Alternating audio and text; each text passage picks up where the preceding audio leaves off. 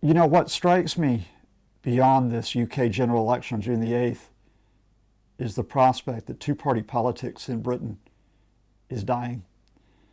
Even the Conservative Party, when it wins this election, they'll only be covering up the really deep splits. For example, deep splits over Britain's relationship with Europe, deep splits over its economic future. Those splits within the Conservative Party have been there since the Thatcher years of the 80s, and they're not going to be assuaged by a larger majority in Parliament. But then, if you look at the opposition Labour Party, you probably have a party that will no longer have any prospect of getting back into government with a majority, as it did only a decade ago during the Blair years.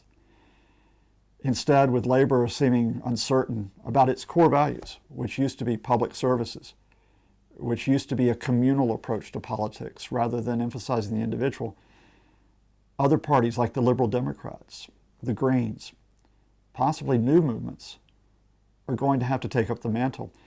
In fact, what I'm wondering is if we're looking at a new coalition, which is not tied to a particular party, but which is tied to saying fundamentals such as, we need a decent environment, we need a decent national health service, we need an economy which not only provides for growth, but assures people of housing, education, a security which is not a military security, but a social security.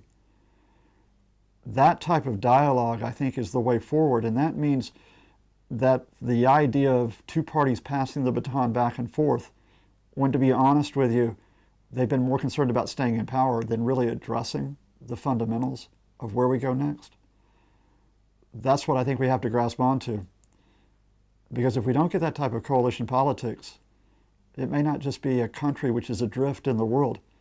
It may be a United Kingdom which is not united, but adrift with itself.